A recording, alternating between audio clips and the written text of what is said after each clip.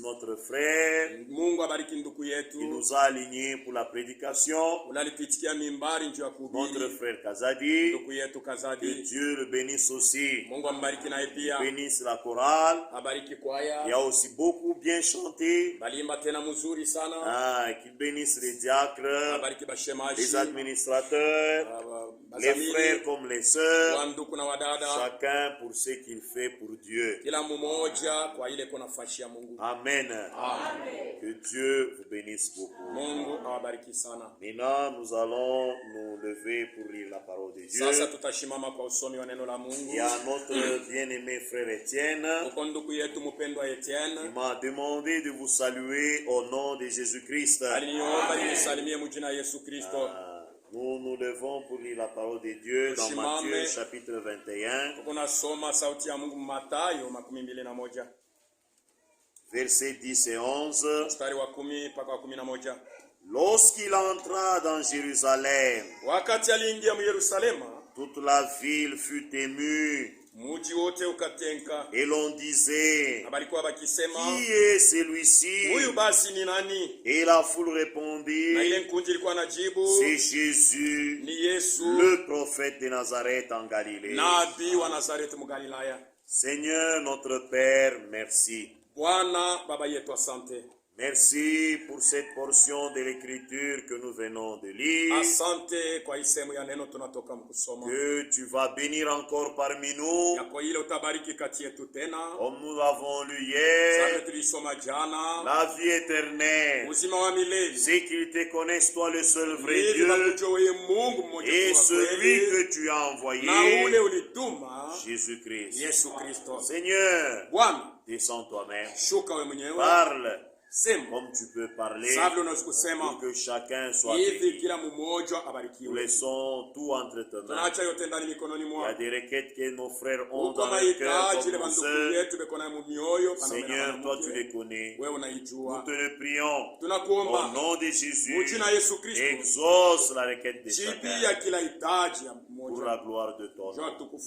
Bénis toute l'église, du début jusqu'à la fin. Au nom de Jésus-Christ. Nous prions ainsi.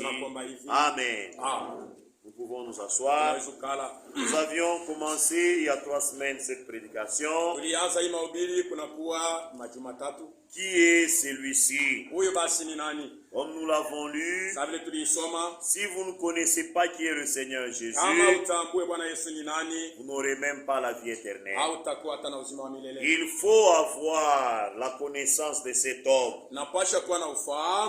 Il faut que cet homme se révèle à vous. Et quand vous le connaissez, vous serez un homme heureux. Mais si vous ne le connaissez pas, vous serez malheureux. Parce que si vous ne connaissez pas qui est le Seigneur Jésus, qu'est-ce qu'il est pour vous? Oh, c'est malheureux. C'est pourquoi il est écrit dans la parole de Dieu. Et si vous connaissez cet homme Jésus, ce qu'il a fait pour vous, ce qu'il est réellement pour vous, en ce moment-là, vous ne serez plus jamais idolâtre. 1 Jean chapitre 5, verset 20. Nous savons aussi que le Fils de Dieu est venu. Et nous avons lu dans la parole de Dieu, le Fils de Dieu, ça veut dire Dieu lui-même dans la chair de l'homme.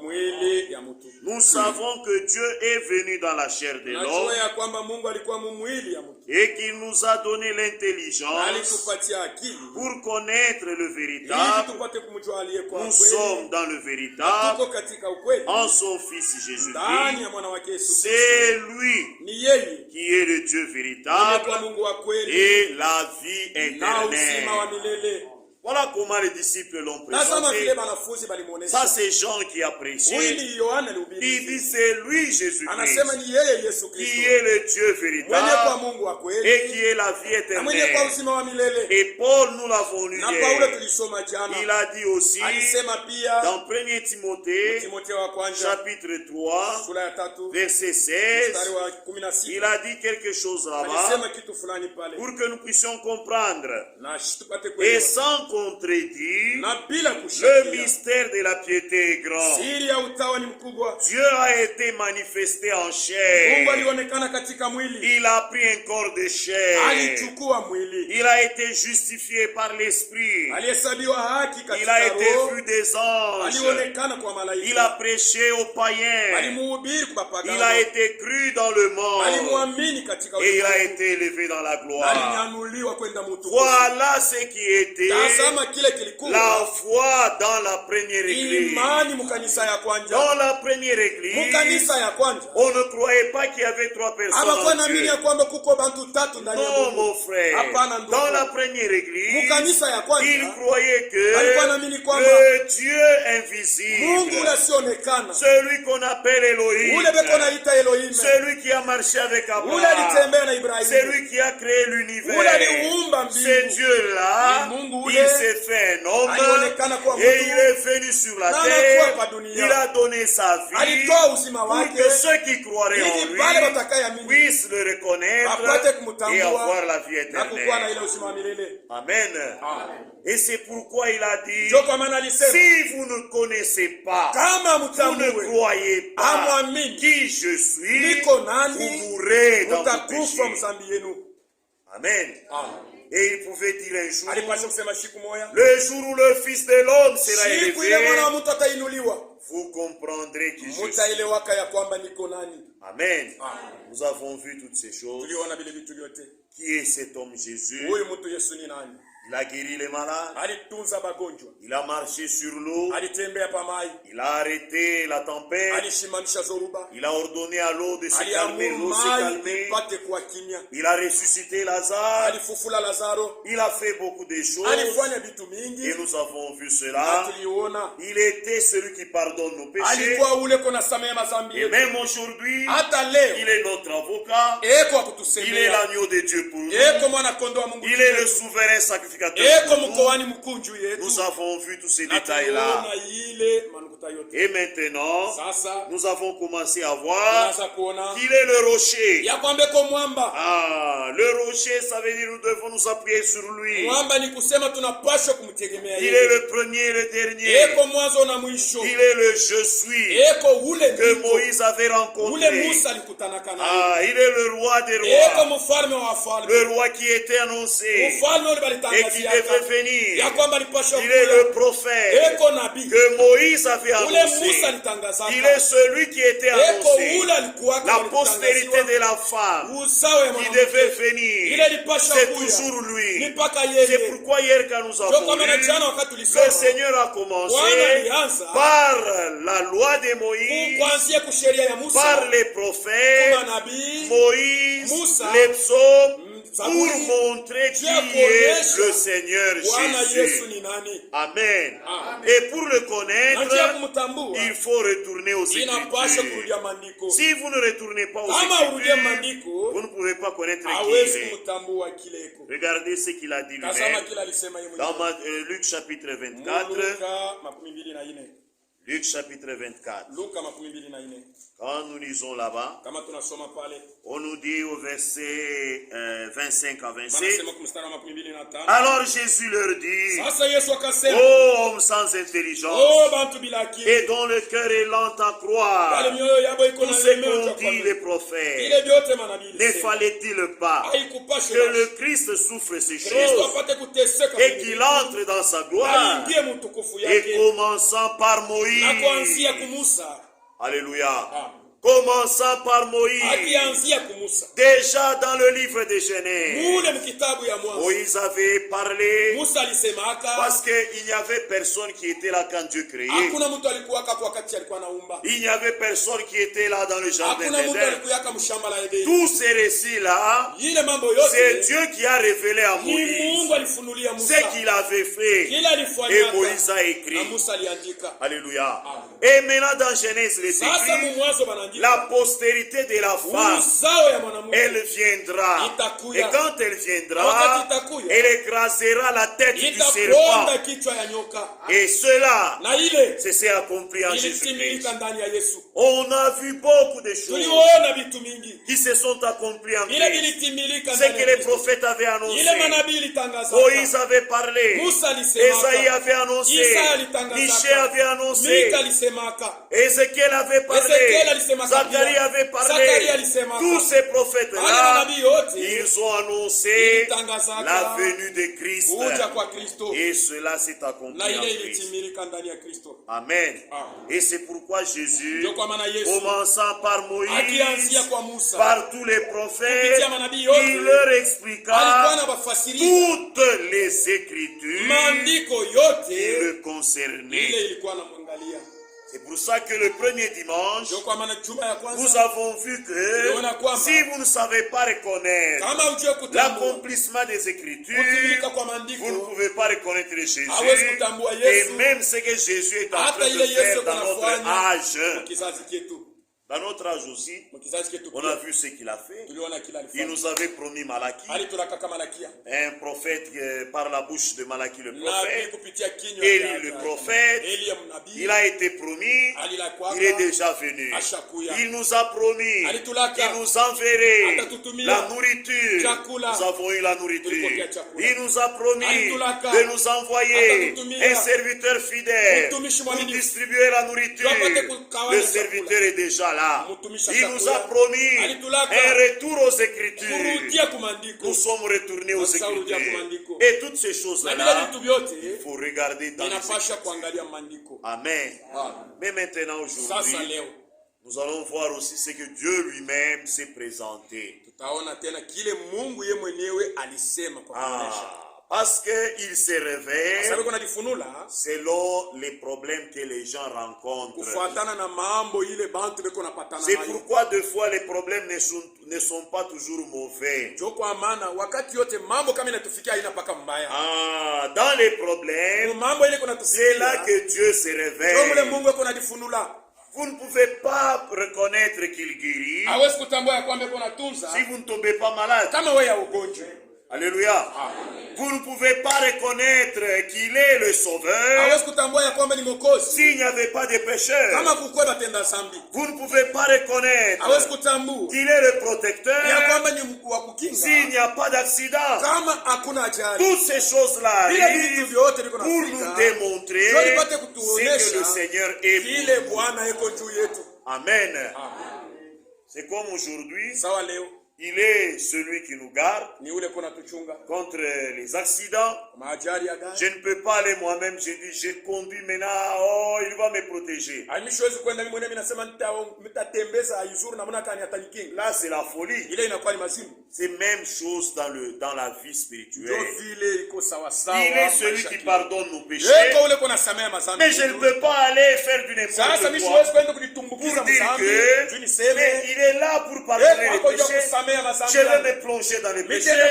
Comme ça, il va me pardonner. On va te dire, tu es fou. Alléluia. Il est celui qui nous garde. Nous n'allons pas aller boire les poissons parce qu'il va nous guérir des poissons. Là, tu es fou maintenant. C'est la même chose. Quand il y a des frères parmi nous, des sœurs parmi nous, qui font du n'importe quoi pour dire qu'il va pardonner, ils sont fous. Alléluia. Nous les vrais croyants, nous pouvons fauter. Et nous regrettons pour cela. Nous n'avons pas le goût d'aller faire le mal. Mais quand il nous arrive de faire le mal, nous avons un avocat. Nous allons auprès de notre avocat. Nous lui disons, Seigneur, voici ce que j'ai fait. Pardonne-moi. Je n'ai pas voulu le faire expressément. Mais c'est arrivé que j'ai fait. Pardonne-moi. Et c'est comme ça avec la vie chrétienne. Est-ce que c'est compris? Il est notre avocat. Il est l'agneau de Dieu qui ôte le péché du monde. Il est le souverain sacrificateur. Il est monté au trône de Dieu. Non avec le sang des animaux, mais avec son propre sang. Le propre sang. Et il est monté lui-même pour le présenter devant Dieu. Alléluia. C'est vraiment bien. Maintenant, il faut le connaître. Maintenant, dans l'Ancien Testament, le Seigneur aussi, il s'est révélé. Parce que vous ne pouvez pas marcher avec lui s'il ne se dévoile pas. Comme nous l'avons dit, le Dieu que nous adorons, c'est un Dieu voilé. Et il est dévoilé seulement pour ses propres enfants. C'est pourquoi même l'évangile, il est voilé pour ceux qui périssent. Mais pour ceux qui sont en vie, les enfants de Dieu, l'évangile est complètement dévoilé. C'est pourquoi Paul pouvait dire, si notre évangile est encore voilé, il est voilé pour ceux qui périssent. Même si notre Dieu, il est encore voilé, il est voilé pour ceux qui périssent. Mais pour ceux qui sont enfants de Dieu, ce Dieu que nous adorons, il n'est pas voilé, il est dévoilé. C'est pourquoi même le prophète de cet âge a prêché ce message. Dieu dévoilé. Ah, alléluia. Dieu dévoilé. Il s'est mis en nu pour que ses enfants le connaissent. Alléluia. Amen. Ce sont des petits points que nous avons su voir depuis que nous avions commencé. Et aujourd'hui, nous allons encore continuer là-dessus. Dieu Tout-Puissant, il vient à Abraham. Il lui parle. Abraham, je t'ai choisi toi seul parmi toutes les nations pour que tu sois pour moi comme Dieu aussi t'a choisi. La Bible dit, il nous a choisis dans nos tribus, dans les différentes nations, dans les différentes villes et villages, pour que nous lui appartenions. Il a dit, je vous ai choisi vous seul. Et c'est pourquoi je vous châtierai pour toutes vos iniquités. Et c'est Dieu-là, quand il vient à toi, il doit te dire ce qu'il est. Il se présente. Et il s'est présenté à Abraham. Abraham ne pouvait pas marcher avec lui sans le connaître. Comment il va marcher avec quelqu'un qui ne connaît pas? Et Dieu est venu se révéler. L'Éternel dit à Abraham, va-t'en de ton pays, de ta patrie, de ta nation, de la maison de ton père, et va dans le pays que je te montrerai. Je ferai de toi une grande nation. Je te bénirai, rendrai ton nom grand, et tu seras une source de bénédiction. Je bénirai ceux qui te béniront, et je maudirai ceux qui te maudiront. Toutes les familles de la terre seront bénies en toi. Et ceci s'est accompli en Jésus-Christ. Il est le fils d'Abraham. Alléluia. Toutes les nations, même aujourd'hui, nous sommes bénis aujourd'hui en Jésus-Christ comme celui qui devait venir, postérité d'Abraham. Amen. Et ici, Abraham a marché. Abraham alikula. Il a marché. Alitembea. C'était un homme comme toi et Alikuwa moi. mtu sawa na mimi. Il avait des faiblesses. Alikuwa na maudhaifu. Il avait des problèmes. Alikuwa na mambo. Il attendait un bébé Alikuwa anaongojea mtoto. selon la promesse de Dieu. Kufuatana malako ya Mungu. Et maintenant, Na sasa, les années passées, les années passées, miaka ilipita. et le Seigneur lui Na a Bwana dit, alimwelezea. Abraham, Ibrahimu, sache que je suis le Dieu tout-puissant. jua ya kwamba niko Mungu wa uwezo yote. Alléluia. Je suis le Dieu tout-puissant. Niko Mungu wa uwezo yote. Nous lisons dans Genèse chapitre 17. Tusome Mwanzo 17. Verset 1. Mstari wa kwanza. Lorsqu'Abraham fut âgé de 99 ans, Wakati Ibrahimu alifikia miaka 90, ça veut dire 24 ans après la promesse de Dieu, kusema 24 kisha malako ya Mungu. Abraham c'était un homme. Abraham alikuwa ni mtu. Il pouvait s'inquiéter Alipasha kuzunika parce qu'il vieillissait. sababu alikuwa na zeka. Mais le Seigneur, notre Père, Lakini Bwana Mungu vient dire à Abraham anakuja lui-même kuambia Ibrahimu yeye mwenyewe que je suis le Dieu tout-puissant. ya kwamba niko Mungu wa uwezo yote. Marche devant ma face. Tembea mbele ya uso wangu. Sois intègre. Uko unyo. Ce que je t'ai dit, Ile ninakuelezea. je le ferai. Utaifanya. Alléluia. Je le ferai. Utaifanya. Il n'y a rien qui va échouer. Hakuna kile kitakosa. Mon frère dit à Mungu Abraham, ananiambia Ibrahimu, marche devant ma face. tembea mbele ya uso wangu. Sois intègre. Ukuwe wa njia Ce que j'ai dit, ile mimi nasema, je le ferai. utaifanya.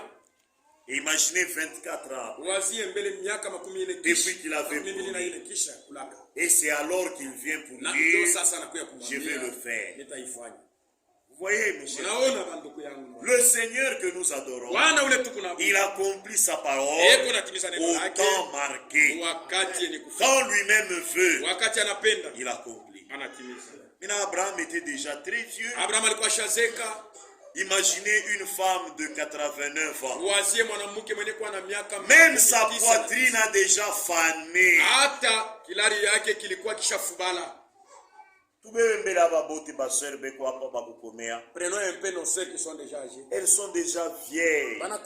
La poitrine trop vieille. Mais Dieu vient dire à cette femme-là,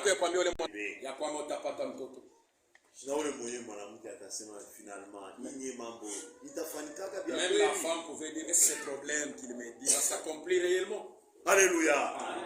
Mais Dieu vient dire, je suis le Dieu tout-puissant. Et cette année-là, le Seigneur a rajeuni. Il a rajeuni Sarah. Il a rajeuni Abraham. Ils sont devenus jeunes pour être capables de donner naissance, pour être capables de produire les enfants. Il n'y a que Dieu qui peut faire ça. Il n'y a que Dieu tout-puissant qui peut faire les bonnes matrices dans le corps de la femme, qui peut rajeunir la matrice, qui peut rajeunir la poitrine, qui peut rajeunir une femme. Alléluia. Au point que même le roi d'Égypte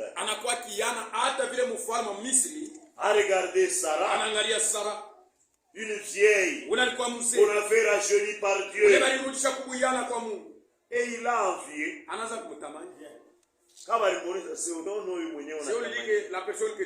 C'est une vieille mère qui a déjà vieilli sérieusement. Il a 90 ans, ou 25 ans. Pourquoi? Parce que Dieu s'est révélé à Abraham comme le Dieu tout-puissant, le Dieu qui fortifie, le Dieu qui prend soin, le Dieu qui ne faillit pas. Et quand Abraham pouvait commencer à faillir, et Dieu le tout-puissant s'est fortifié. Alléluia. Et c'est pourquoi la Bible dit, Abraham, sans faiblir dans la foi. Pourquoi il il ne faiblissait Juu ya nini pas? hakuchoka Parce moyoni? qu'il y avait un Dieu Kwa puissant, sababu kulikuwa Mungu wa uwezo un yote. Dieu tout puissant. Mungu wa uwezo Quand yote. il voyait Abraham Wakati commencer alikuwa à anaona Abrahamu faiblir, anaanza kuchoka il vient le Yeye alikuwa renforcer, anamtia nguvu. il vient le Anakuwa fortifier. anamtia nguvu. C'est un Dieu qui nous Ni fortifie. Mungu leko anatutia nguvu. Alléluia. C'est pourquoi nous, on ne met pas d'échec dans notre vie Ndio kwa maana shie spirituelle. ukosake mu maisha yetu ya kiroho. Oh, Shikumoya, moi aussi, je peux commencer à boire. Inawezi kukunywa. Non, ça n'existe pas. Haina. Ça n'existe pas. Haiwezekani. Je ne peux plus retourner dans la boisson. Nisiwezi Non, kurudia non, tena non, non, non. ulevi kwa pombe. Je ne peux plus retourner dans la vie des femmes. Nisiwezi kurudia tena musherati. Pourquoi? Yani. Parce que j'ai un Dieu tout Kwa puissant sababu kuna Mungu wa uwezo qui yote. me fortifie. Ule kwa ananitia nguvu. Quand le diable veut Wakati m'affaiblir, shetani anapenda. Dieu voit cela. Lui, le Dieu tout puissant, il vient me fortifier. Anakuwa kunitia nguvu. Alléluia. C'est pourquoi je ne peux plus rentrer dans Ndio le kwa maana monde. siwezi kurudia tena mdunia. Et les enfants de Dieu ne rentrent Watoto pas ya dans le Mungu monde. wanarudia yake mdunia. Pourquoi? Yani. Ils ont quelqu'un qui les fortifie. Beko na ule kona batia nguvu. Alléluia. Il s'est révélé lui-même. Alijifunua yeye mwenyewe. Il dit Abraham, sache que Abraham. je suis le Dieu tout Jua puissant. ya kwamba ni Mungu wa uwezo yote. Et Abraham, cette année-là, Abraham ile mwaka il a vécu un grand miracle. aliuona mkiza mkubwa. La femme qui était vieille. Mwanamke ule alikuwa shazeka. Parce que hawezi kupata mimba minkonyankonya. Tu ne peux pas concevoir avec des rides partout. Ushakuya, oui. Tu es devenu fané. Non. Voilà. Pour que Sarah apate mimba, Tout il ça. fallait que Dieu rajeunisse Sarah. Ilipaswa Mungu afanye Sara kuwa kiama. Je suis sûr qu'Abraham ce jour-là était très content. Niko na hakika ya kusema ile siku Il Abraham regarde alikuwa na furaha sana. Sarah. Anaangalia Sara. Il dit Anasema non, non, non, non, hapana, non, hapana, non. hapana. Parce que frère, kama Mungu anamfanya kwa kiana, Si Dieu te haina racheté. hii mabuyana ya kupakala Ce n'est pas cette macho. Non. jeunesse d'appliquer des produits. Non, ni jeunesse ya vya Ni kweli. muyana wa vya kweli. Pour que sa matrice soit à mesure de porter les enfants. Hivi fashi ya kuchukua mtoto Je ilikuwa suis sûr msimu qu'il ya kubeba pouvait mtoto. regarder le ventre de sa Niko na femme, hakika ya kwamba alipaswa kuangalia mtumbo. qui avait déjà beaucoup de Kila ile rides. mtumbo ilikuwa na mikonyo. Anangaria. Il regarde, il dit, Tout ça, c'est le Dieu Hii tout-puissant. yote ni Mungu wa uwezo yote. Alléluia. Voyez un ventre qui était déjà Tumbo ilikuwa fané. ishalegea.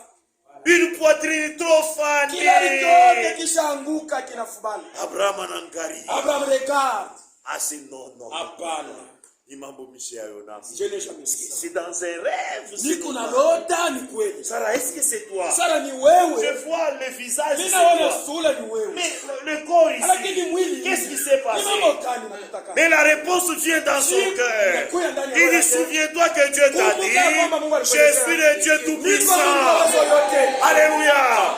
Le Dieu tout-puissant. Mungu wa uwezo yote. Même si on a dit, oh, Hata kama balisema toi tu n'auras plus d'enfants. wewe utakuwa tena Oh, toi mtoto. tu n'auras plus rien. Wewe utapataka tena kitu. Deux fois Dieu ne fait rien. Mara ingine Mungu afanike kitu juu yetu. Parce que nous ne croyons Kwa pas. sababu hatuamini malako yake.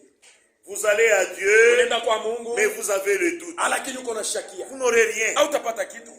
Dieu veut qu'on croie. Mungu anapenda tuamini. C'est qu'on accepte Tuitike que ya kwamba huku ni kunenda où je veux, huyu Mungu mishuoti. les dieux que je ne vois pas. Ni unamsikia mambo yangu. Je lui dis mon Leo Dieu. nilishikia. Il m'écoute. Mungu, Dieu. ni hapa matrisi yangu ishakuwa. Ah, je te dis que moi maintenant ma matrice Bamuganga n'est plus en manasema mesure de porter l'enfant. iko ya kupengama. Les Bamuganga médecins ont manasema dit, iko hivi iko hivi. ah, c'est une matrice Maintenant qui ne peut toi pas porter tu l'enfant. sais tout. Wewe unajua yote. C'est toi qui avais créé ça. Wewe ndio uliumba. Quand les gens avaient faim, Wakati bantu balikuwa na njaa, toi tu as pris les poissons. wewe ulibeba masamaki. Tu as seulement prié. Uliomba tu. Et puis les poissons Na kisha samaki commençaient à se multiplier. ilizidishwa. Et les gens ont na bantu mangé. balikula. Mais maintenant, Sasa aujourd'hui, leo. moi aussi, Mimi pia j'ai la faim des enfants. niko na njala. Je veux avoir les enfants. Napenda nikuwe na Mais les watoto. médecins disent, Lakini ma banganga matrice wanasema, est foutue. ya kwamba matrisi yangu Mais ishalabika. fais quelque chose. Fanya kwa kitu Quand vous croyez, kama unaamini.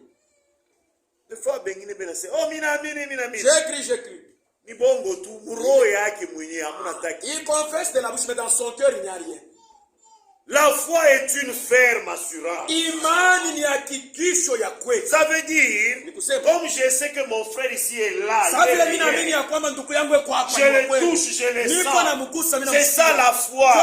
Ça veut dire vous aussi, après qu'on ait prié pour vous, vous avez l'assurance que tel qu'on a prié, j'ai saisi ce que j'ai mon bébé maintenant, j'ai ma guérison, j'ai saisi cela.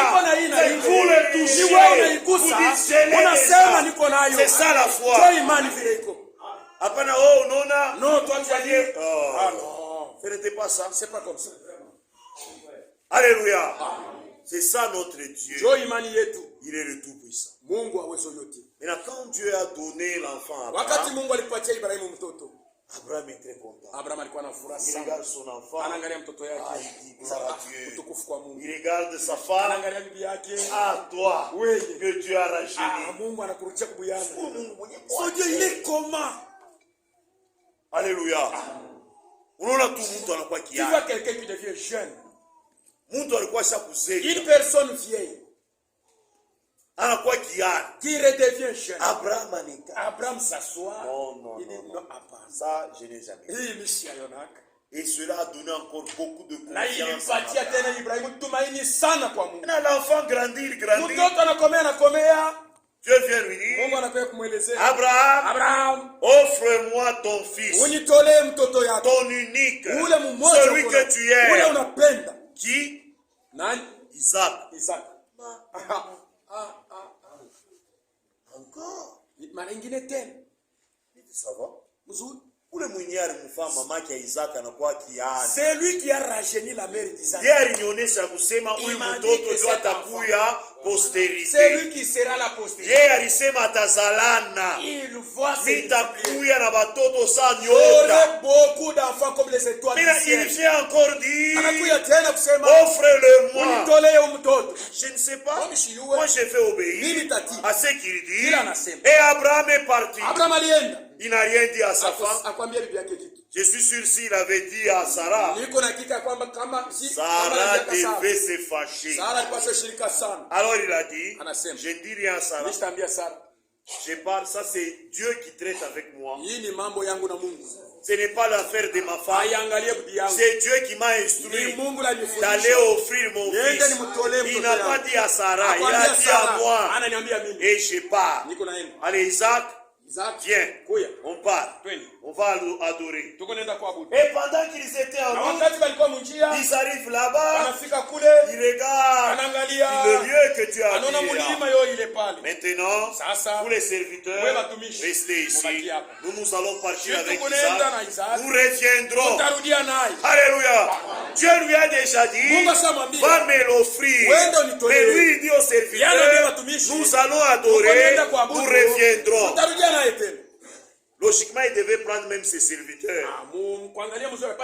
Allons adorer tous ensemble. Il dit non.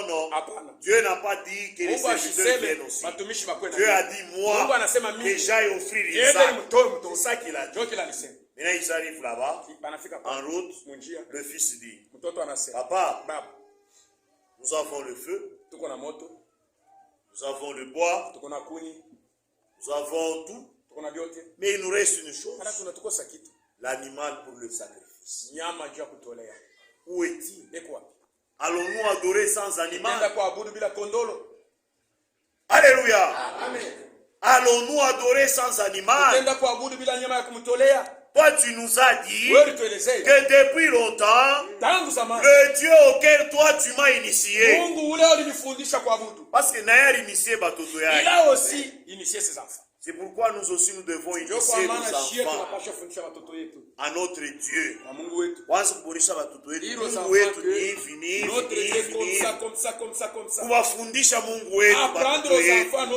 Et c'est ce que aussi Abraham a fait avec son enfant. Et l'enfant pose la question, toi tu nous avais enseigné et que Dieu, pour l'adorer, il faut le sacrifice. Où est le sacrifice? Abraham dit, il voulait lui dire, c'est toi le sacrifice.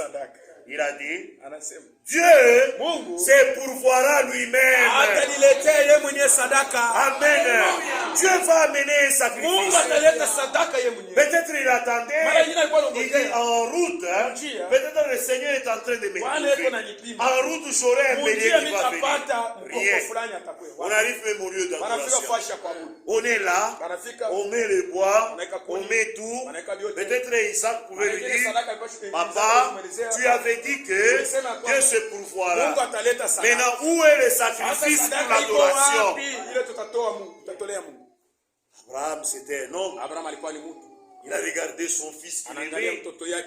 Il a aimé beaucoup son fils. Et il dit à Isaac, le Seigneur a dit que c'est toi le sacrifice.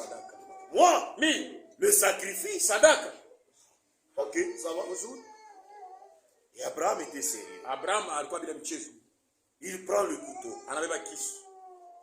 Il dit, c'est toi que Dieu a demandé que je maintenant, il lit son fils comme tout autre sacrifice.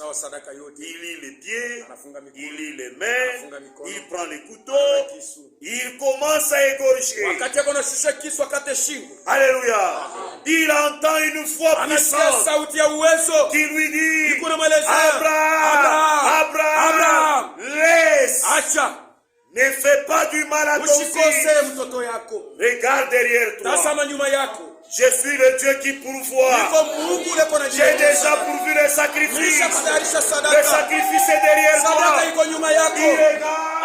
Il voit le sacrifice. Frère, il était là-bas tout le temps. Il pouvait chercher les bois. Il n'y avait pas de sacrifice. Mais quand le Seigneur a parlé, le sacrifice a été créé. Et Abraham a dit à son fils, mon fils, tu vois ce que je te disais.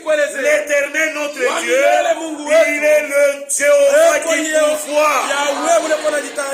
Alléluia. Il est le Jéhovah qui pourvoit. Il arrange toutes choses. Et Abraham a eu cette révélation.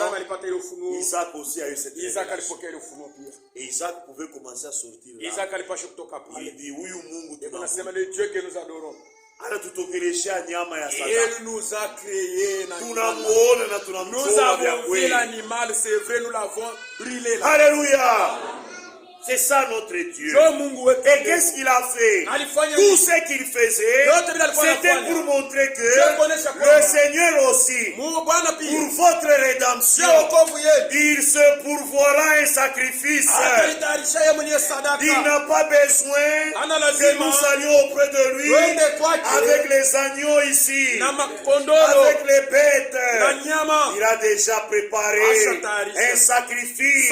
Le Seigneur Jésus sacrifié pour toi, sacrifié pour moi, au lieu que toi tu puisses mourir, lui il est mort à ta place. C'est ça le Dieu qui pourvoit. L'âme qui paie, c'est celle qui mourra. Nous avions mérité la mort. Nous devrions être égorgés aussi. Mais le Seigneur notre Dieu, il n'a pas voulu ta mort. Au lieu que toi tu puisses mourir, il a sacrifié son fils bien-aimé. Il a sacrifié Jésus. Le sang a été coulé pour que toi tu sois sauvé. Amen. C'est ça que l'expérience qu'Abraham a vécu avec son fils pour démontrer que je suis Yahweh, Yahweh Jireh, l'Éternel qui se pourvoit lui-même. Même quand vous êtes en détresse, vous n'avez pas de solution, vous êtes en difficulté, souvenez-vous que dans les moments difficiles, le Seigneur a dit, il se pourvoira lui-même. Il fera un chemin. Et il s'est révélé comme cela avec Israël. Ils sortaient de l'Égypte. Ils arrivent là-bas. Derrière eux, c'est Pharaon qui vient avec son armée. Devant, il y a la mer. À gauche, à droite, ce sont les montagnes. Maintenant, ils ont commencé à pleurer. Oh Moïse, nous allons mourir. Nous allons mourir maintenant. Regarde ce qu'il y a. Le Seigneur est descendu. Il a dit à Moïse, Moïse, pourquoi ces cris que j'entends? Il dit, le peuple veut le passage. Qu'est-ce que tu as à main? Il dit, j'ai le baptême. Il dit, frappe sur l'eau et le chemin sera frayé. Moïse a frappé, l'eau s'est divisée. Alléluia. C'était le Seigneur qui pourvoit. Ça veut dire quand vous êtes dans des moments difficiles, où vous sentez que vous n'avez pas de solution, il y a quelqu'un qui est caché à côté de toi qui va donner la solution. C'est ce que ça veut dire. Jéhovah qui pourvoit, qui donne le chemin dans des moments difficiles, dans des circonstances inattendues. Il donne la solution. Amen. C'est comme ça qu'il s'est présenté. Et c'est comme ça que nous le croyons.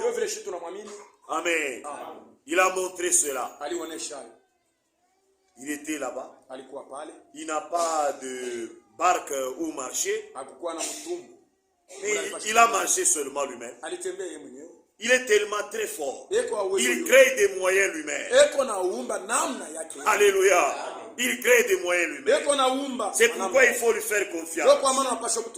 Alléluia. Et maintenant, les jours passent encore. On arrive dans Exode. Exode chapitre 15.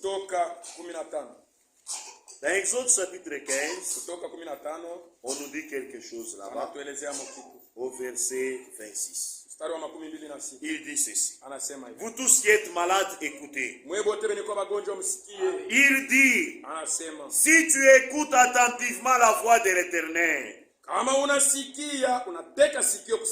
ton Dieu, si tu fais ce qui est droit à ses yeux, si tu prêtes l'oreille à ses commandements, et si tu observes toutes ses lois, je ne te frapperai d'aucune des maladies dont j'ai frappé les Égyptiens, car je suis l'Éternel qui te guérit. C'est comme ça que lui-même a dit. Il a dit lui-même à Israël, sache que je suis l'Éternel qui te guérit. S'il y a des malades parmi nous, ce matin, qu'ils sachent que celui qui a créé les cieux et la terre, dans la bouche de qui il n'y a pas de mensonge, dans la bouche il n'y a pas de raté, lui vient de nous dire encore ce matin, je suis l'Éternel qui te guérit de toutes tes maladies. Alléluia. Oh, ça c'est la folie. Il guérit. Même les fous. Quand vous lisez dans la Bible, il y avait les fous à Gadara. Il était là-bas. Dans sa folie, il a levé les habits. Il était nu là-bas. Dans les cimetières. Plein de démons. Mais quand celui qui guérit est arrivé, les démons qui étaient dans le fou, ils ont dit aux guérisseurs, notre Jéhovah qui guérit. Notre Jéhovah qui guérit. Ah, alléluia. Ils lui ont dit, fils de Dieu, tu es venu pour nous tourmenter. Et le Seigneur a seulement parlé. Vous les démons, allez, sortez. C'est fini. Les démons sont partis. Celui qui était nu, il s'habille maintenant. Alléluia. C'est pourquoi quand Jésus vient dans le cœur de quelqu'un, il le guérit. Il guérit l'esprit, il guérit l'âme, il guérit le corps. Alléluia. Si tu as des démons, il te guérit. Que ça soit dans le corps, que ça soit dans l'esprit, que ça soit dans l'âme, il guérit. C'est comme ça que lui-même a dit. Maintenant, si vous avez des péchés, vous avez un péché qui vous lie, Vous êtes liés. Vous avez des démons.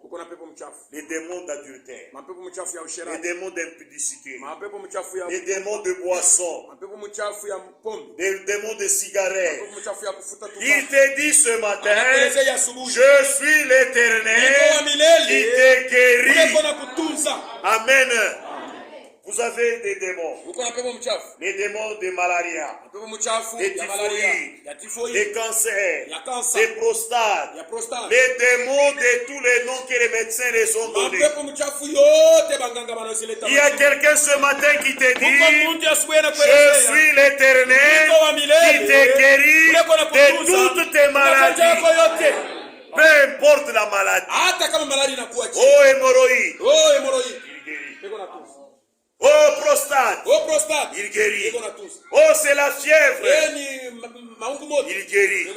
Chers frères, un jour la belle-mère de Pierre était aussi avec la fièvre, une forte fièvre. Et Jésus partait chez Pierre. On trouve la belle-mère de Pierre sous la fièvre. Et Jésus a seulement parlé. Il peut encore te parler ce matin. Toi qui as la fièvre, il te parle encore ce matin. Toi fièvre, dans le corps de tel ou de tel, libère ce corps. Alléluia. Et automatiquement, la fièvre est partie, la personne est guérie. Il est le Jéhovah qui nous guérit de toutes nos maladies. Quelle autre maladie encore? Il est celui qui nous guérit. Maintenant, quand la maladie vient, vous ne devez pas avoir peur. Oh, je vais mourir. Oh, je vais mourir. C'est là que le diable vous profite. Le Dieu que nous croyons, il nous guérit de toutes les maladies. Alléluia. S'il ne nous guérit pas, c'est qu'il va lui-même nous prendre et nous amener au paradis. Et nous ne perdons rien. Alléluia. Nous ne perdons rien. S'il refuse de nous guérir, c'est qu'il va nous prendre et nous allons au paradis. Et il te dit, voici maintenant ton lieu. Tu ne seras plus à Tumbwe. Travailler encore le charbon, vendre encore les ceci, cela. Non, non. Maintenant, ton temps est là. Va au paradis. Et tu vas dans le lieu de Dieu. Maintenant, s'il ne t'amène pas au paradis, c'est que lui-même va te guérir. Comme il a dit, je suis l'Éternel qui te guérit de toutes tes maladies. Y a-t-il des gens qui sont malades? Qu'ils croient ce que Dieu a dit? Alléluia. Quand nous allons à l'hôpital, on nous prescrit les médicaments. On dit ici, température. 39. Tension. Baba, tu as un problème. 19. Tu vas mourir. Mais tout n'a pas été. Nous allons te donner ces produits. Si tu respectes ces médicaments, cette tension va descendre. Et vous allez voir que le malade, il a confiance dans le médicament. Et il dit, c'est un médicament fort. Comment tu as vu que médecin, je vous l'accepte. C'est comme ça que le médecin dit. Tu répètes ce que le médecin a dit. Tu crois dans ce que le médecin a dit. Or, ce que le médecin a dit n'est pas 100% correct. Alléluia. Ça peut ou ne pas marcher. Mais la parole de Dieu, elle est 100% correcte. Et quand elle parle, les gens commencent à hésiter. Je me souviens une fois, on était à Kipopo. On était en campagne d'évangélisation. Alors en ce moment-là, il y a un frère, un monsieur qui était malade. On a prié pour lui. Et le lendemain, il revient encore. Papa, je viens pour que vous priez encore pour lui. Est-ce que pas que les maombi moi c'est seulement la même pour lui. prière. Mala moya inaisha. Une fois seulement c'est fini. Atata wa kupita. Même le médecin kunoka busui. on boit le matin, Midi, magharibi, soir, kesho busui, midi, magharibi, ainsi de suite. Paka tukali kama ombi kama une fois seulement que vous avez kataisha mambo yote. et ça termine tout. Baba, est-ce que unaona ini mambo ni nzuri? Vous voyez le Seigneur. Voyez comment les gens sont. Unaona vile Ils aiment le chemin des souffrances. anapenda njia ya mateso. Quand on lui demande que pour ta maladie, Wakati wanamuelezea kwamba tu dois commencer à dormir à l'église, unapaswa kuanza kulala mkanisa. il viendra dormir ici Atakuja kulala et il sera guéri. na atapona. Il aime ça. Anapenda vile. Quand on lui dit Kama pour anamuelezea ta maladie, ya magonjwa yake, il faut aller à la montagne, anapaswa kwenda kumulima. une semaine de jeûne, Juma mzima ya sans rien manger, bila kula, sans rien bila boire. kukunywa. Tu vas seulement dormir là-bas. Utalala tu kula. L'argent va aller là-bas. Mtu ataenda kula. Mais quand Dieu lui dit, Wakati Mungu anasema, je suis l'Éternel niko wa milele, qui te guérit ule kona kutunza de toutes tes maladies. magonjwa yako yote. Et quoi, Pierre Mounier? Ile use Dieu là qui me guérit. Et quoi? Ile Oui, mon. kila vie. Et kumbebenia. Il est à côté de toi. Ulimushikia. Kila santi. Sasa unaona, kisha tunapenda Nous ule voulons- tunaona. Ah, tu vois.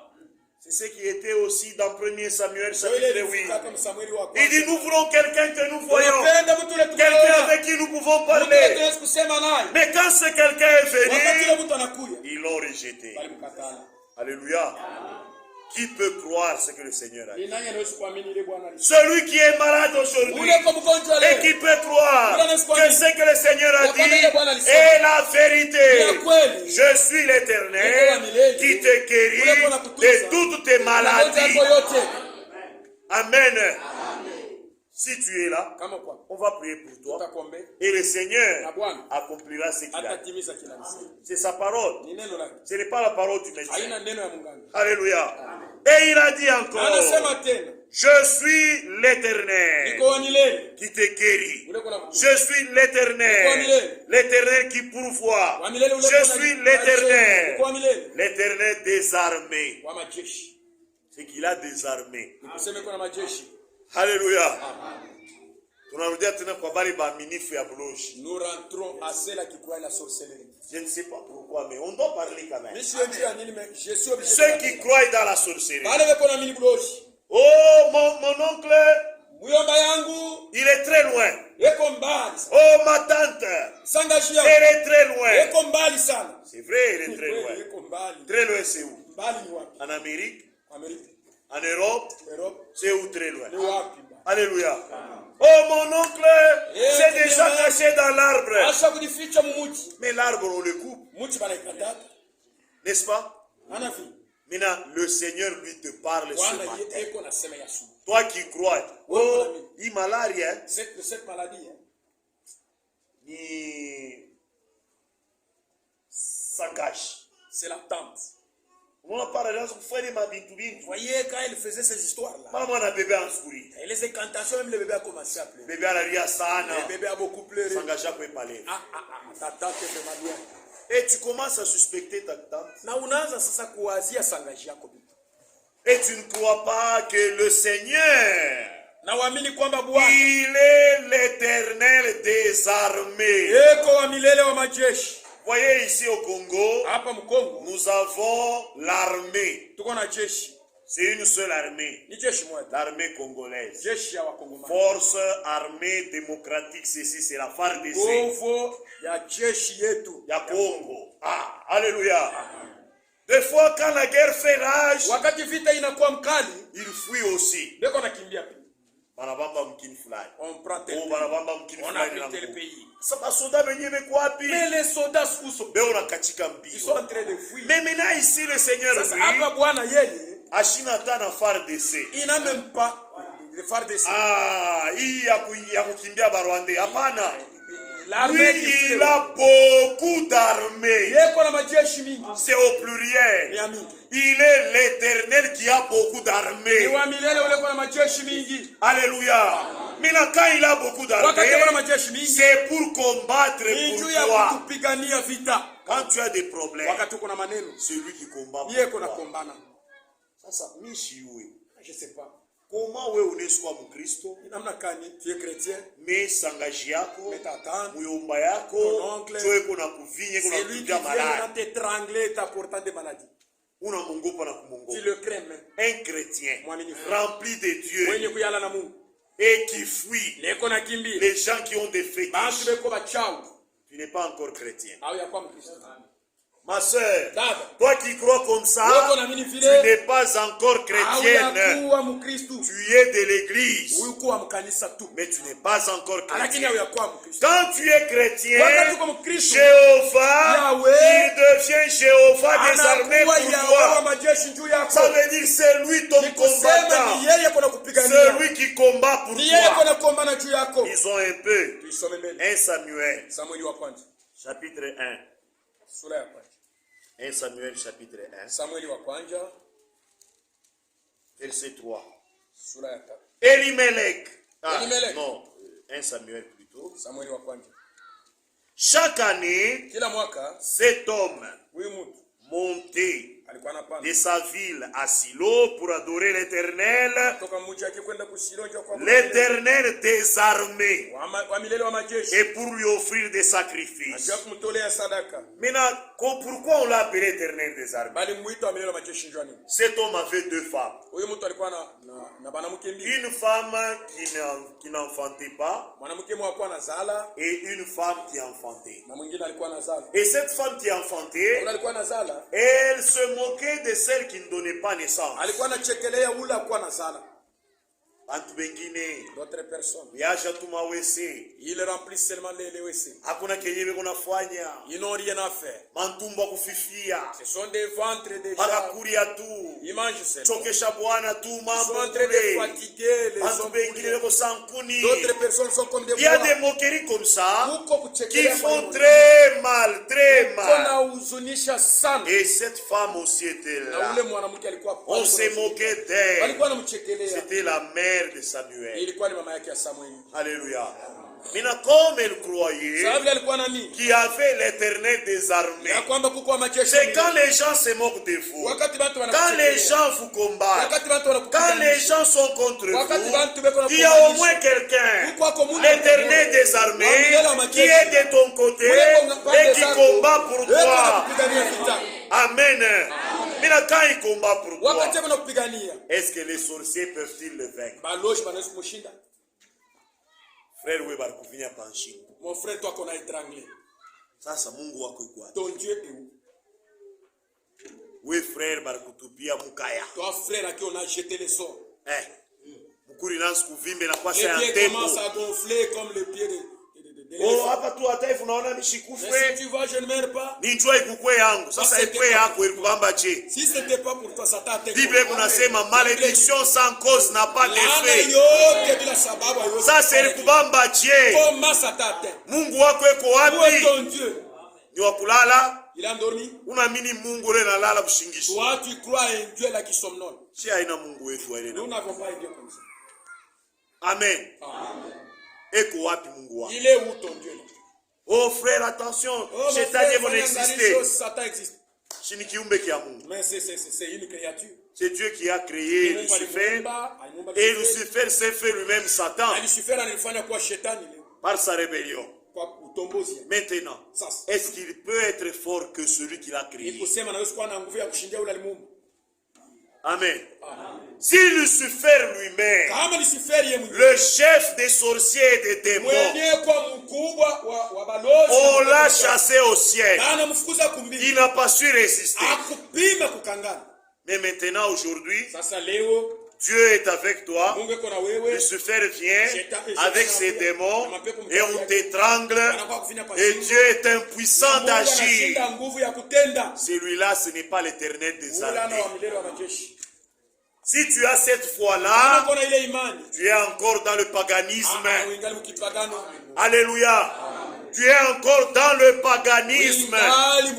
L'Éternel des armées, il combat pour sa troupe. Il combat pour ses enfants.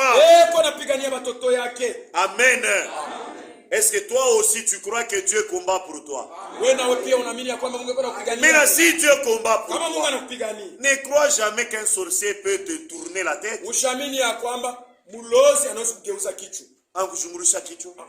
Unakuwa kibumbavu. Tu deviens fou. Nini nyase? Frère wenu muyomba kichwa amfavi. C'est son oncle qui a fait ça. Ah, pale mtakatala. Sasa huyu ashina frère wetu. Il n'est pas notre frère. Frère wetu. Notre frère. Muyomba ki amfavi. Son oncle l'amena été. Sasa Jésus eko wapi? Où est Jésus? Kazi yake ni nini?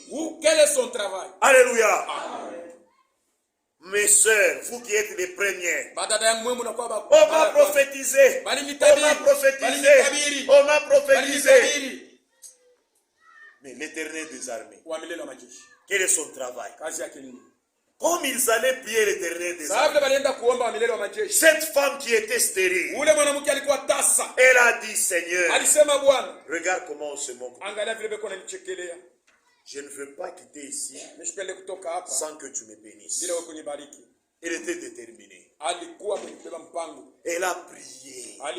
Elle a prié. Elle a prié. Tellement qu'elle était sincère dans sa prière. Comme elle a quitté la maison pour adorer l'Éternel des armées. Celui qui peut se battre pour elle. L'Éternel lui a donné les enfants. C'est fini. Anatoka kule anarudia kwake na mimba. Elle a quitté là-bas avec une grossesse. Non, anarudia kwake mimba inafuata. Elle rentre chez elle, elle a eu la grossesse. Anaona le muntu, unaona ushakuzogelea shikote kumchekelea muntu. Tu es habitué à te moquer de la personne. Ah kulia. Elle aime toujours manger. Elle remplit les WC. Elle aime manger. Mwenjako na yeye mwenji moya. Tu vas et moi. Na appétit. Elle n'a pas d'appétit. Ya, kana sushikia ya kulia sasa. Comment savoir où on te manger maintenant? Ya. Aka katashinda appétit aka. Celle-ci peut manger. Depuis barikawa pa depuis qu'on l'avait posé, elle fait manger. Alors que Dieu lui a déjà donné l'enfant. Appétit dans un kachika. Et là, elle ne savait plus avoir d'appétit. Celle-ci continue à se moquer. L'Éternel des armées agit déjà. Alléluia. Malapita 2 mois. 2 mois après, on a vu la personne.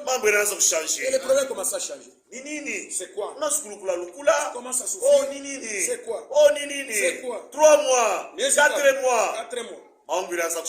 Les corps commencent à changer. La personne qui se moquait d'elle, elle a fermé sa bouche. Alléluia. C'est ça notre Dieu.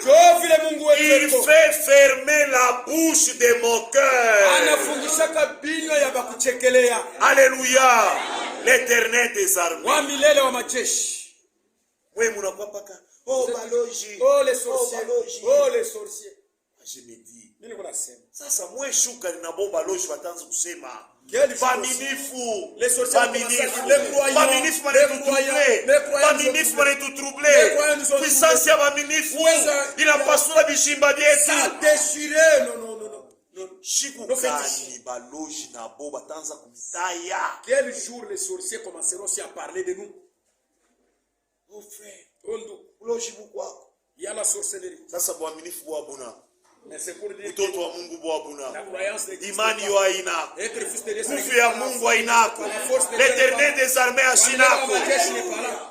Mon frère, c'est quel évangile que vous nous amenez? Bengine hii ni ya huku. Mimi nasema amen huku.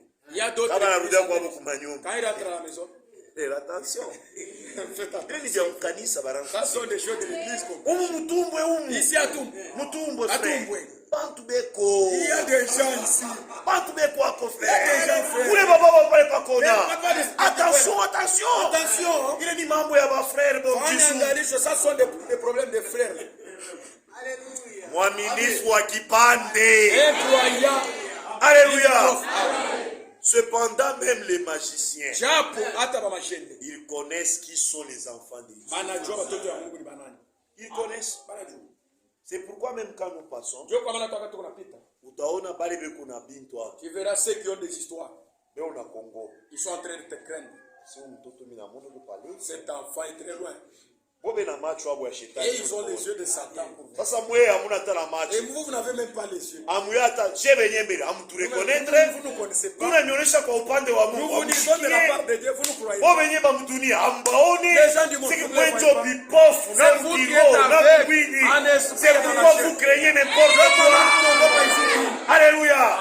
Mais si vos yeux pouvaient voir que ceux-ci sont les envoyés de Dieu, ils nous parlent de la part de Dieu, vous allez croire et vous ne pouvez pas craindre. Alléluia. Oh, tout ça sont des choses de l'église. Attention, tu vas mourir ici à Tumbo, tu laisses ta vie. Laisse ces enfants-là, ils ne savent pas ce qu'ils font. Il a combien d'années? Nous avons vu, nous avons vu. Vous avez vu pas. Nous avons vu notre Dieu. Alléluia. Nous voyons notre Dieu. Vous voyez vos ancêtres. Croyez ce que vos ancêtres vous ont dit. Et vous allez voir. Mais nous croyons ce que Dieu a dit. Et nous voyons aussi. Amen. L'Éternel des armées. Quelqu'un qui combat pour moi. Il se bat pour moi. Quelle confiance. C'est que nous marchons. Nous avons quelqu'un qui dit, même si je souffre, c'est moi qui va te guérir. Marche encore. Maintenant quand tu vas ici, même si tu fais le péché, c'est moi qui suis ton sacrifice. C'est moi qui dois parler. Marche encore. Tu as des problèmes. C'est quoi? Quand tu as eu ces problèmes, c'est moi qui dois frayer l'Éternel qui pourvoit, qui fraye le chemin dans les moments difficiles. C'est moi. Maintenant, nous avons ce Dieu-là. Il est avec nous. Il nous conduit. Et puis toi, tu viens me dire, oh non, frère, le langage, il faut diminuer un peu la façon de parler parce qu'il y a la société. Les oncles agissent aussi. Des gens comme ça, sortez même de l'église. Parce que vous êtes en train de diminuer la force avec votre incrédulité. Alléluia. Amen. Quand vous venez ici et que vous croyez ce que Dieu a dit, Dieu se manifeste parmi les croyants. Et si vous êtes incrédule, vous n'allez pas voir la même. Amen. Maintenant, il continue. Il nous dit, je suis l'Éternel des armées. Je suis l'Éternel qui pourvoit. Je suis l'Éternel qui vous guérit. Maintenant, je suis l'Éternel, votre bannière. Alléluia. Votre bannière. Voyez quand même on se bat. Pour bien comprendre ça, il est comme notre bouclier. Voyez même quand on se bat, il y avait des gens autrefois qui se battaient avec des flèches. Ceux qui sont les anciens, ils connaissent les films de Shaka Zulu. Et il y a quelque chose qui vous protège. Quand la flèche vient, tu mets nous aussi, nous avons quelqu'un qui nous protège. Alléluia. C'est que quand même il y a des gens qui entrent dans leur complot. Ils font tout ce qu'ils peuvent faire. Nous voulons mato. Nous voulons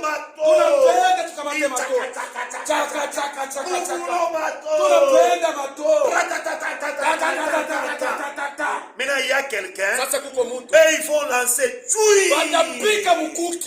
il y a quelqu'un qui va s'interposer.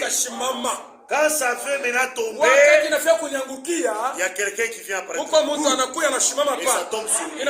Et moi, maintenant, je suis là, comme si rien n'était. Alléluia. C'est ça la protection. Et c'est ce que Dieu fait pour nous. Amen. Il combat pour nous. Et il nous protège. Qui dit je suis votre bouclier. Bouclier. Regardez à l'Israël. C'est pourquoi Tu vois, quand les choses, tu les vois telles que ça se passe. Nous nous sentons bien. Moi, ici, je ne peux jamais croire. Oh, non, pas. Tu vois ici, c'est ton père qui a fait.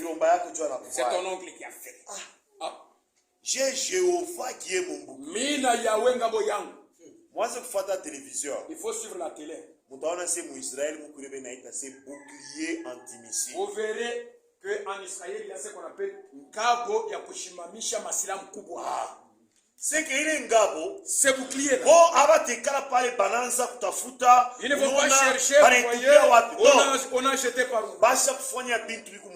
Ils ont fait des choses d'une manière automatique. Comment banatupa ma missile? Si on jette des bombes. Ils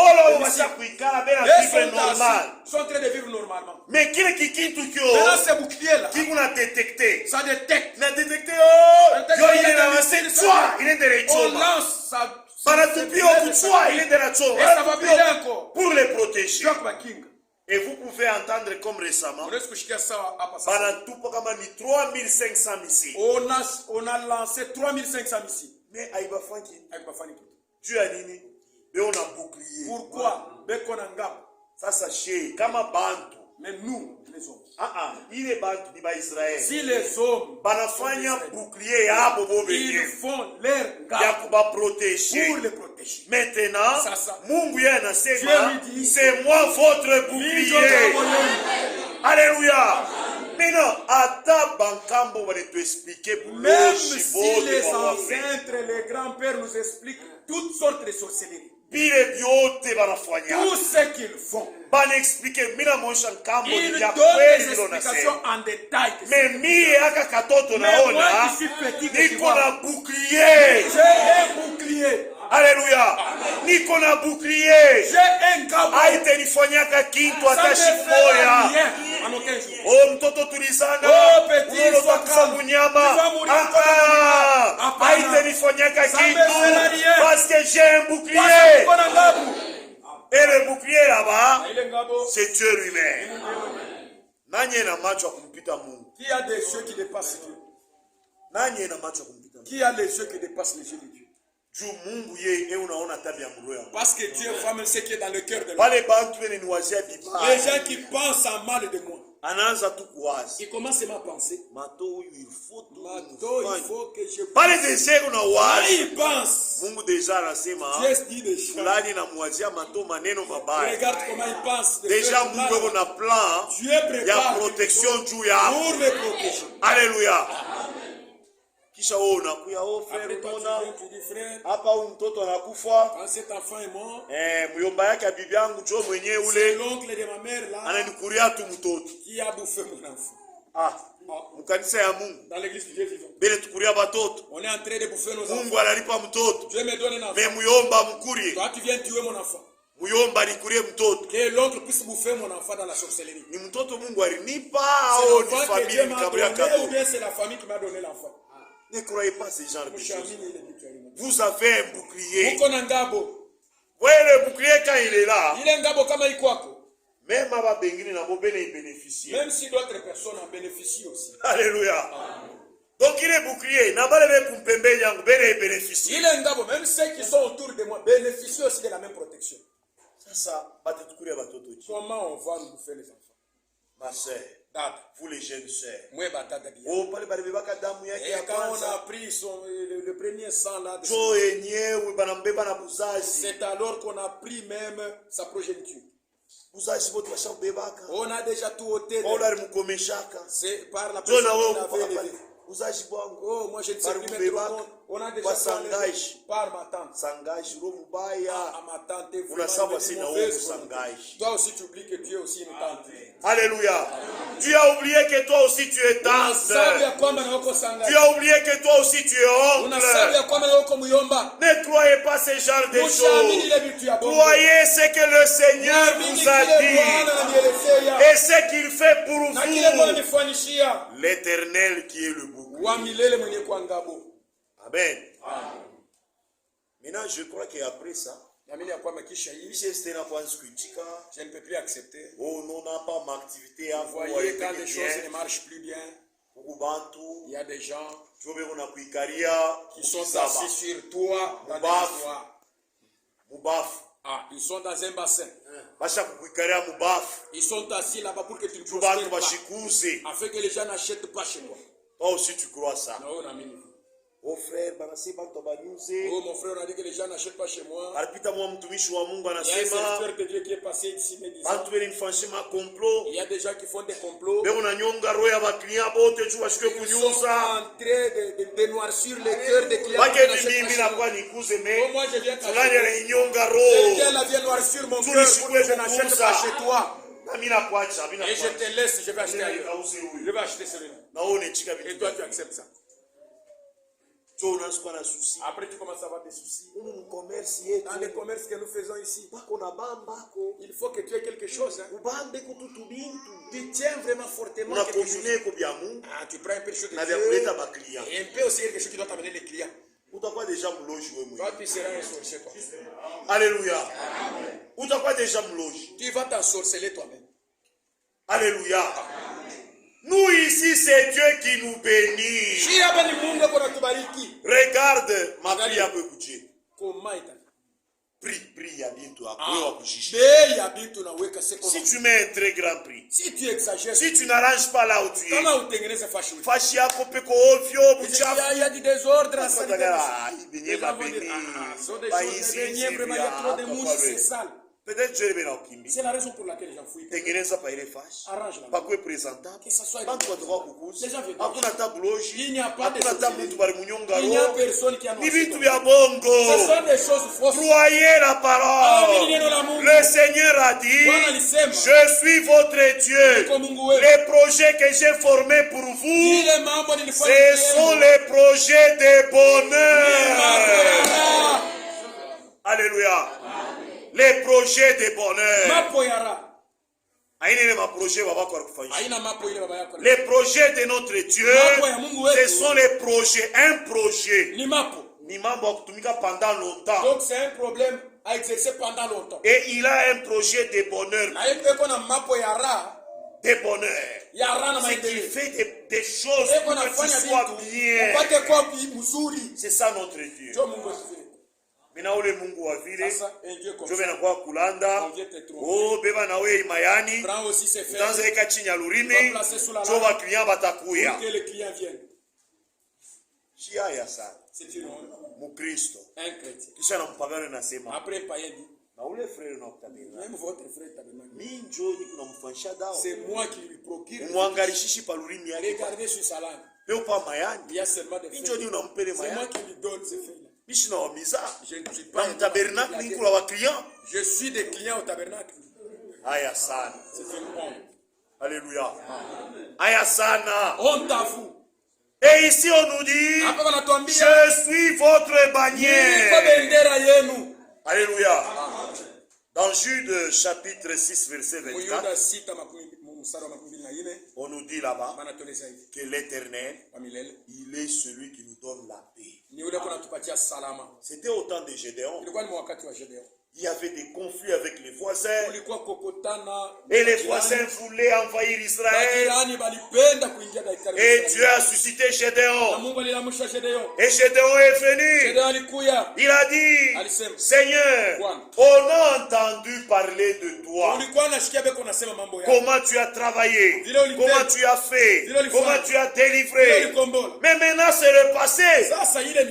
C'est ce que tu avais fait. Je veux être sûr que tu fais la même chose aujourd'hui. Amen. Il est le Dieu du temps présent. Ah, il est le je suis. Et Gédéon a dit, on a entendu parler, mais maintenant, on veut te voir. Seigneur, pour que je sois sûr que c'est toi qui es avec moi. bantu walikuwa na imani. Haina imani bantu wanasimamanya. Imani. Unongopa na kimashimu. Unongopa na mtu anakuwa anatumabishima. Même quelqu'un qui vient avec un peu de faiblesse. Tu as chaque kikomo. Parce qu'il a unasaka mtoto wa Mungu. Tu mtu anavaa kikomo. Tu crées quelqu'un qui a le bracelet. C'est honteux ça. Et Gédéon a dit, Seigneur, moi je ne peux pas venir kukubembelesha. Oh non na Bwana. Oui, mwenye jona yua. Non, je veux voir. Ce que j'ai entendu, que ça se réalise aujourd'hui. J'ai entendu que toi tu es puissant. J'ai entendu ce que tu fais. Maintenant aujourd'hui, je veux te voir. J'aimais mon histoire ici. Maintenant, je veux que tu puisses pleuvoir partout, sauf là-bas, et ça ne puisse pas se mouiller. Ce n'était pas des gens qui allaient comme il est là, il parle à Dieu comme nous parlons ici. Il dit, je veux te voir. Mungu a la foi. Il dit, ce n'est pas suffisant. Maintenant, deuxième test. J'aime que tu puisses seulement mouiller cette situation. De l'autre côté, que ça soit sec. Tu as fait ça. Comme tu as fait ça, je suis. Maintenant, je vais avancer. Alléluia. Et toi, qu'est-ce que tu as fait comme expérience avec Dieu? Qu'est-ce que tu as déjà fait comme expérience avec Dieu que tu puisses partager avec nous? Qu'est-ce que tu peux nous dire? Aujourd'hui, si nous arrêtons la prédication, nous disons que chacun vienne parler de ses expériences avec Dieu. Qu'est-ce que toi tu peux nous dire? Oh non, chérie. J'ai déjà oublié tout ça. Est-ce qu'on peut demander à Gédéon, il oublie ça? Frère, Nili, tout bien ça va. Oh, ce sont des choses anciennes, frère. C'est mauna nabio. Tu n'en as pas. Tu n'as jamais expérimenté Dieu. Gédéon a dit ça. Et maintenant, Gédéon a commencé à se battre. Il se bat. Il se bat. Et il dit, je suis maintenant dans l'assurance que celui qui a fait avec moi cette expérience, il m'accompagne. Alléluia. Tellement qu'il a battu les ennemis, il a battu les voisins, et il a dit, l'Éternel est notre paix. C'est lui qui se bat pour nous.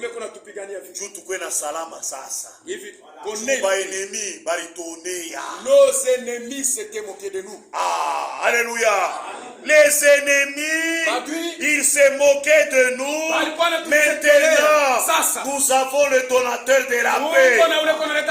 Et pour qu'il donne la paix, il s'est battu d'abord lui-même. Maintenant, mais toi, ton Dieu, qui peut te donner la paix, il est où? Alléluia. Maintenant, tu commences maintenant, tu vois. Bible. Maintenant, la Bible. C'est tout ce qu'il faut mettre au chevet. Bible, cette Bible, même le frère Kazayabe. C'est un livre. Ni parole. C'est une lettre. Je prends cette Bible, je mets au chevet du lit pour que je puisse bien rêver. Qui t'a dit ça? Cette Bible ici, quand je place à la porte, parole. Neno. Ni parole. C'est une neno. Kama inaweka pale pa mlango. Hata mloshi astengi. Même un sorcier ne peut pas entrer. Mloshi mwenyewe aliingia mnyumba kwa sans pepo, mais les sorciers sans pefu, sans ricano, il entre comment dans ta maison? Ou comment? Ma sœur, vous qui croyez comme ça, je vous pose la question. Le sorcier, quand il entre dans ta maison, il entre comme un cancréla, il entre comme une souris, il entre comment pour qu'il arrive à entrer dans ta maison, pour que tu puisses même mettre la Bible là-bas à la porte, qu'il n'entre pas. Maintenant, s'il entre comme une fourmi, kama anaingia sawa vile nyengele, il peut entrer même par la fenêtre. anaweza kuingia hata kwa fenêtre. Si rikalo au nani fourmi anaingia hata pa Nyengele fenêtre. sana pitia hata pa madirisha. S'il entre comme un vent, Kama anaingia sawa pepo, il peut entrer même au-dessus de même malade à il peut entrer même par les tours ou les colostra. Maintenant, vous là qui dit, Sasa wewe unasema, on m'a bana étranglé. nivinya pa shingo. Bari kuvinya sa alingia sa mpepo. Comment il est entré Alingia sa il est skelete. entré comme squelette. Alifika mbele pa kitanda Il est kochie. arrivé comment sur ton lit? Aliyo je pa kitanda. Comment il a su que Dieu Alingia pa mulango je. Comment il a traversé la porte? Alifungula je mulango. Comment il a ouvert la porte? Et vous croyez ça? Na unaamini vipi? Donc kama wewe déjà baloji ba mcheza. Si toi les sorciers se moquent de toi. C'est que uko chini. C'est-à-dire toi, tu es trop bas. Na imbo ala kupita. Même les chiens te dépassent. Juu imbo abamvienge pa. Parce que les chiens ne te tranquillent jamais. Imbo hautamkutanisaka. Nini imbo alalia? Oh, bega mvinye pa chini. On les trangue Ça pas les n'existe pas chez sorciers. les chiens. Alléluia.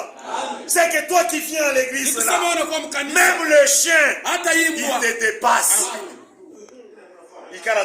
Reste chez toi. Tu viens faire quoi ici? Tu as un Dieu qui t'abandonne comme ça. Reste chez toi. Parce que nous chantons même. Ninalala usiku pahali popote. Je dors la nuit partout. Ninaoga wa kitu chochote. Sans craindre quoi que ce soit. Pata salama. J'ai reçu la paix. Salama kutoka mbinguni. C'est la paix qui vient du ciel. Ni salama ya Mungu kulinda mioyo. C'est la paix de Dieu qui conduit nos cœurs. C'est une paix qui dépasse. Alléluia. C'est la paix ici qui ne vient que de Dieu lui-même. Amen. Et Dieu aussi, il donne la paix même aux pécheurs. Quand vous lisez dans Romains, on nous dit maintenant, nous qui avons cru en Christ, nous avons la paix avec Dieu. Alléluia. Le pécheur n'a pas de paix avec Dieu. Mais celui qui a cru en Christ, Dieu lui a donné la paix avec Dieu. Maintenant il est en paix. Il n'y a plus de problème. Il n'y a plus de tracasseries. Pourquoi? Dieu lui a donné la paix dans son cœur. Il a effacé ses péchés. Amen. C'est ça la paix. Même avec les voisins, le chrétien est un homme de paix. Quand nous évoluons avec nos voisins, même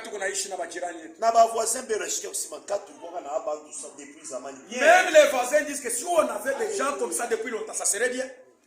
Mais ça, maintenant, il y a d'autres personnes ici. Ils viennent. Nous sommes les enfants de Dieu. Ils n'ont pas la paix avec notre Père. Imaginez Mungu tellement que Dieu connaît le but. C'est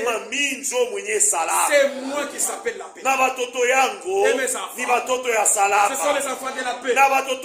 Et mes enfants. Je cherche la paix avec tous. Les beaux frères. Les beaux parents. Les beaux parents. Bavoisin muwe na bosalama. Babibienu muwe na bosalama. Babona yenu muwe na bosalama. Dieu veut la paix partout. Même dans l'église. Dieu veut la paix. Batumishi mulete salama. Bapasteur mulete salama. Pourquoi? Dieu c'est un Dieu de paix. Amen. Sasa wewe ukuje. Comment toi tu es? Unabeba mambo yangu. Tu prends mon problème. Tu vas m'accuser chez une personne. Regardez ici. Il a fait. Et même des mensonges tu ajoutes. Ça quand je te dis ici. Notre frère Mato veut te tuer. Je te dis seulement toi. Parce que tu puisses prier. Non, il ne faut pas que ce soit un problème. Prie seulement Dieu. Parce que nous, Mato, je vais te tuer. Une personne comme ça aura la paix avec moi. S'il me voit, toi tu penses qu'il peut encore me saluer avec paix? C'est comme ça que les autres font. Vous prenez les histoires d'autrui, vous allez parler. Même ce que la personne n'a pas fait, vous allez ajouter. Et vous semez le trouble. Et quand vous faites ça, mtoto wa Mungu hapana. Mtoto wa Mungu ni wa salama. Les gens commencent à se tirer. Vraiment, je dois te dire la vérité. Je ne dois pas être hypocrite. C'est quoi, frère? Non, frère, toi, tu es en train de préparer quelque chose pour me tuer. Moi, tu es tué, mon frère. Tu as dit pourquoi? Non, frère. Tu as déjà dit tout. Dieu t'a dit oui. C'est ce frère-là menteur avec des démons qui t'a transmis ça. Tu n'es pas un homme de paix, toi. Alléluia.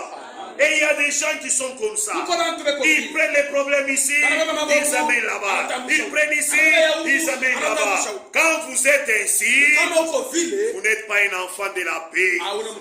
Vous n'êtes pas encore un enfant de Dieu. Vous êtes enfant du diable. Mes sœurs, celui qui marche avec les faussetés dans la bouche des gens pour aller semer le trouble, il est encore un enfant de Satan. Alléluia. Mes sœurs, est-ce que vous comprenez? Oh non, nous les sœurs, notre faiblesse c'est parloter. Il vous a dit que c'est votre faiblesse. C'est ce que Dieu vous a dit. Dieu t'a montré seulement la faiblesse, il n'a pas montré comment quitter cette faiblesse. Non, c'est seulement parler. Le commérage. C'est ça. Que mon mari me pardonne.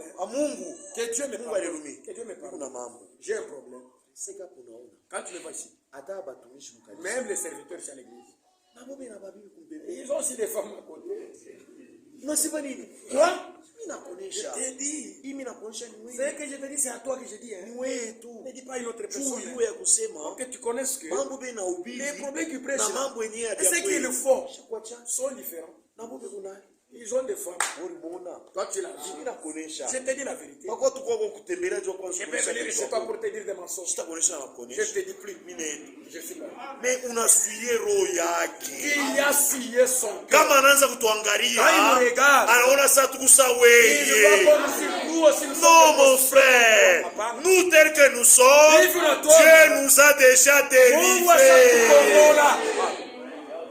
Nous sommes déjà délivrés. Quand nous lisons là-bas, on a dit, Jésus a dit, allez là-bas, vous allez trouver un anneau et une ânesse qui est liée, déliez-les. Et puis amenez-les-moi. Est-ce que par Jésus alikuwa shapanda pampunda, alikuwa tena na nkamba ikukumuchi? Non. Est-ce que quand Jésus était monté sur l'anneau, il avait encore une corde? L'anneau était déjà délié. Nous aussi, quand Jésus est monté sur nous sommes déjà déliés. Nous n'avons pas de dette à ça.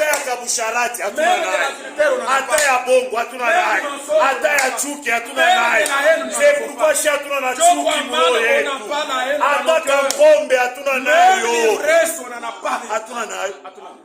oh frère, l'essentiel, vous êtes dit Mkoukanisa. Car connaissez c'est mon besoin à besoin de ça. Pharisien, oui, toi tu es face. Jésus a reconnu ça aux pharisiens. Jésus disait oui, priorité nous pas madim na maofra. Mais mangwenye lazima délivrance ya ba. Vous vous souvenez pas de ça? Ce que Dieu veut ce matin, c'est ta délivrance. Il est là même ce matin. Il veut te délivrer. Alléluia. Il veut te délivrer. Il a dit dans Esaïe, il a dit ceci. L'Esprit du Seigneur est sur moi. Il m'a oint pour annoncer la bonne nouvelle aux prisonniers, pour leur dire, je viens vous délivrer. Il y a beaucoup de gens qui sont prisonniers dans leur raisonnement, dans leur vie. Kama leo unaanza kuikala unakunywa pombe mficho. Si aujourd'hui tu es en train de boire en cachette, pour que les frères ne voient, tu es un prisonnier. Tu es un prisonnier. Tu commences à fumer en cachette. Comme je connais un frère, quand on prêchait, lui aussi il fumait. Maintenant un jour on se rencontre avec lui du côté des Soko ya Rai. On se croise avec lui du côté Rai. Alors il fumait, il nous a vus. Et frère Mato, il met la cigarette dans la poche. Il pense qu'il a éteint. Mais là, moi aussi, je ne sais pas. Ah, frère Mato, comme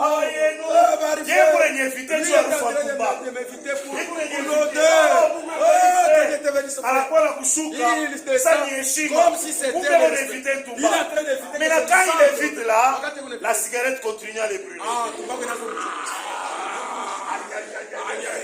Frère, vous êtes bien. Frère, et puis après, il est parti. Il a dit, mais frère Mato ne peut pas me délivrer. Ça c'est une gaïka nini. Moi je souffre. Désormais, je t'affronte. Mais on est là-bas. Il était déjà pris. Après ça, si tu me fous ta tête, je ne peux plus continuer à écouter mon voyer. Alléluia. Il est venu pour libérer les prisonniers.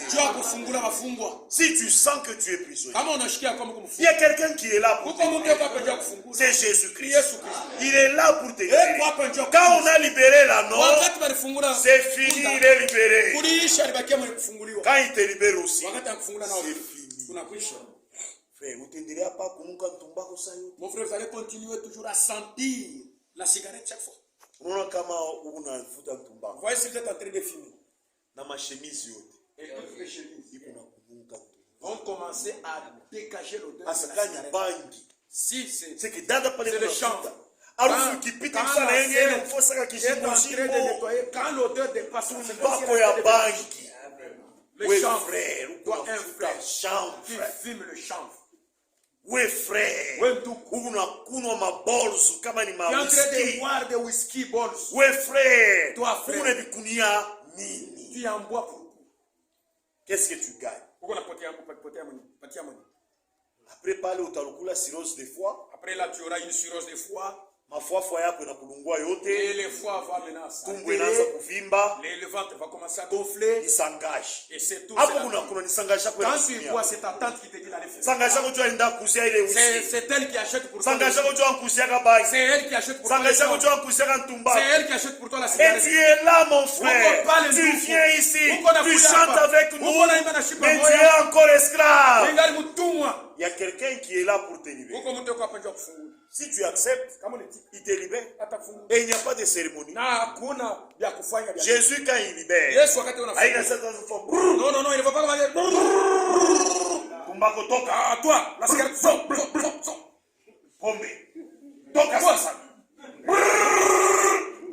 À toi, l'adultère. Non. Quand ça sort, ça sort. Non,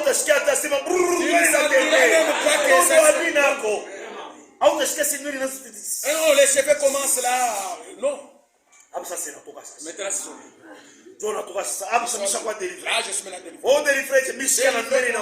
J'ai senti même les cheveux, il y avait des sensations. Lui, il est tellement simple. Celui qui accepte. Quand il accepte, il dit, moi j'accepte. C'est fini.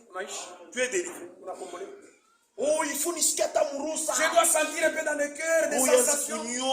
Et le cœur puisse un peu bouger. Je sens comme si c'est le cœur. Comme si je vais mourir. Délivrance. C'est ça la délivrance. Ce n'est pas ça. Dieu délivre dans la simplicité. Que tu es déjà libéré. Mais tu peux même te poser la question. Libéré, je m'éloigne un peu. Je n'ai plus de corde. Je m'approche. Je tourne. Il m'a déjà libéré. C'est comme ça même avec la guérison. Dieu guérit dans la simplicité. Amen. Ule mtu ko malade des La années et personne des années. qui est malade des années. Jésus ne l'a même pas aidé à ce moment. Non, il vient là et il dit seulement, veux-tu être guéri? Oui. Hein? Tu veux être guéri? Oui. Il dit prends ton lit, marche, rentre chez toi. Il n'y a même pas de prière. Non. Prends ton lit, va-t'en. C'est fini. Bartimée qui avait souffert pendant longtemps, il arrive devant Jésus, il crie, Jésus entend. Il arrive. Il dit, Bartimée, qu'est-ce que tu veux? Il dit, je veux voir. Il voit. C'est fini. Il n'a pas non, c'est fini. Cette femme qui était malade, elle a perdu le sang, elle a vendu, les médecins ont poussé. Maintenant, elle s'est dit, je n'ai plus besoin qu'on prie. Mon problème, c'est de toucher seulement le pan de sa main. Si je touche, pendant que les gens le bousculent là, que je touche, moi je vais te régler. Comme elle a pu ça, elle arrive, elle se faufile, elle touche seulement. Jésus a dit, quelqu'un me touche. Même Pierre, les pierres ont dit, mais on t'a touché toujours. Tu vas te retrouver là. Il dit non, quelqu'un m'a touché. Et c'est quelqu'un là, ça veut dire quoi? Il dit quelqu'un m'a touché. Comme la femme avait la foi en elle. Et regarde Jésus. C'est moi. Alléluia. Est-ce que quelqu'un peut aussi toucher Jésus? Est-ce que quelqu'un peut aussi les toucher pour obtenir ce qu'il veut? Alléluia. C'est ça, mes chers frères. Il est le Jéhovah, notre justice. Et il dit encore, dans Jérémie chapitre 23, verset 6, il est notre justice. Ça veut dire, nous ne sommes rien. Nous sommes babaya sana. Nous sommes mauvais. Alléluia. Quand même nous nous promenons, nous avons des fautes. Mais c'est lui qui est notre justice. Justice, ça veut dire, il absorbe nos péchés. Il est là, il les efface. Il ne considère pas nos péchés. Maintenant, quand il ne considère pas nos péchés, nous aussi ne considérons pas les péchés des autres. Mes frères, est-ce que vous comprenez? Kama we yako, si toi, on a effacé les péchés. Comment toi tu comptes les péchés d'autres personnes? Eh, mon oncle ici. Même à la mort, je ne peux pas. C'est une mauvaise personne. Non. Dieu n'est pas comme ça. Alléluia. Lisons d'abord. Jérémie 23. Il est notre justice. Et tout cela s'est accompli en Christ. Ah. Jérémie 23, verset 6. Il nous dit, voici les jours viennent, dit l'Éternel, où je susciterai à David un germe juste. Chipuko, il régnera en roi et prospérera. Il pratiquera la justice et l'équité dans le pays. C'est pourquoi les pharisiens, comme tout le monde, ils attendaient le Christ comme celui qui sera roi et qui pratiquera la justice, qui combattra pour eux. Amen. Et en son temps, Judas sera sauvé. Israël aura la sécurité dans sa demeure. C'est pourquoi quand vous lisez, ils attendaient le Messie qui devait établir la sécurité en Israël. Et voici le nom dont on l'appellera l'Éternel notre justice. Et cela s'est accompli en Jésus-Christ. Il est notre justice. Il est ta justice. Amen. Comme il a dit dans Job, les anges qui n'ont jamais péché, leur justice est comme un vêtement souillé de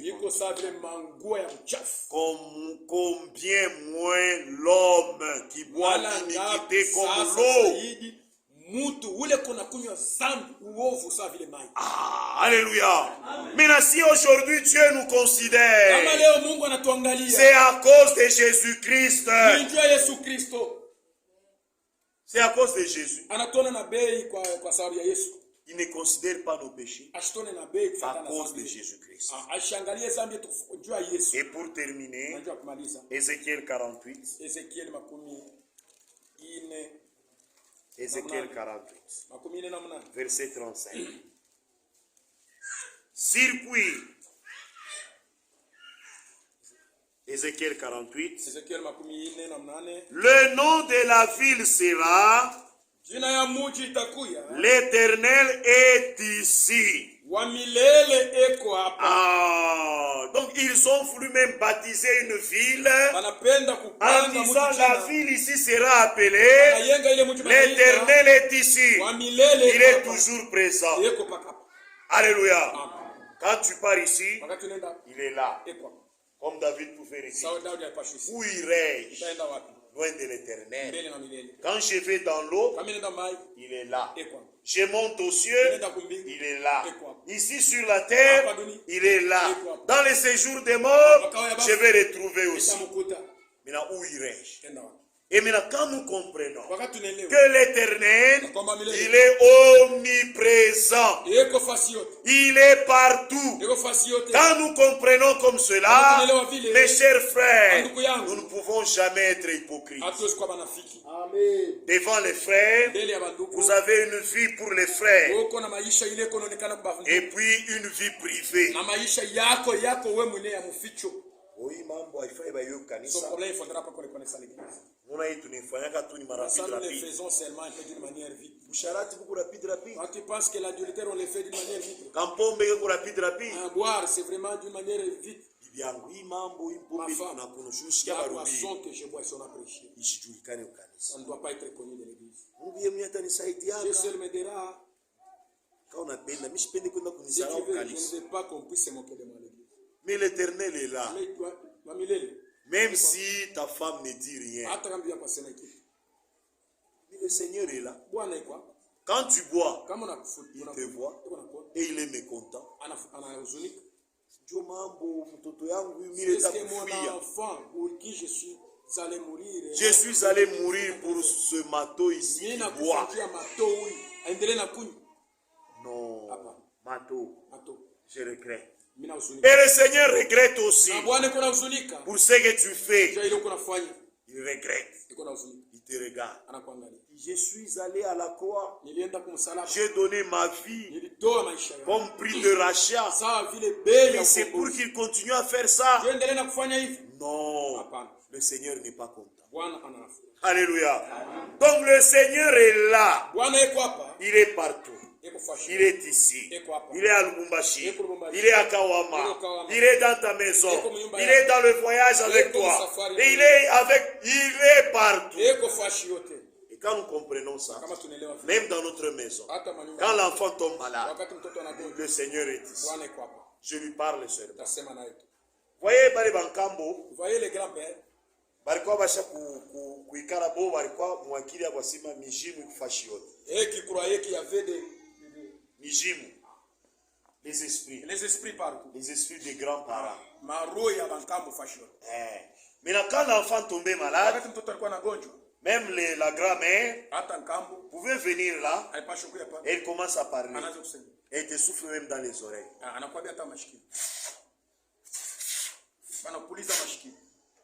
Kambo, grand-père, huyu mtoto, cet enfant, c'est toi qui me l'as dit.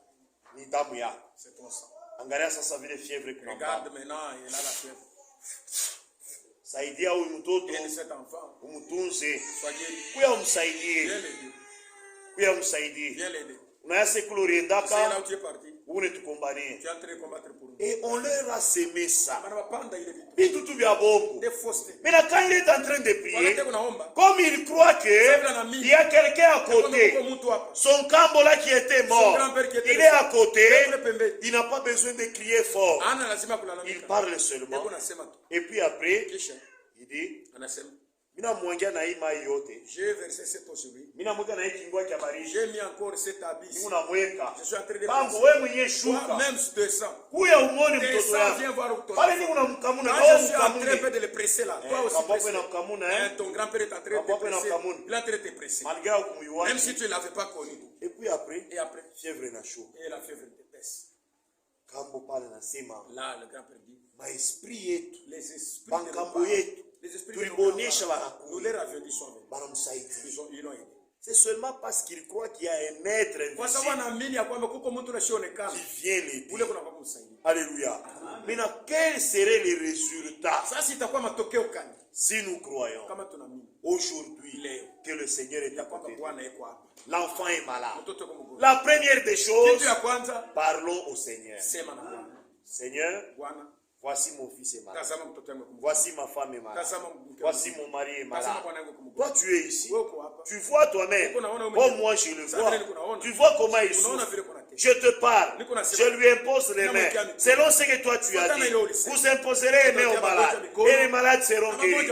J'ai fait toutes choses selon ta parole. Agis, Seigneur. Et le Seigneur agit. Le Seigneur a besoin que nous puissions lui faire confiance. Amen. Il est là avec nous.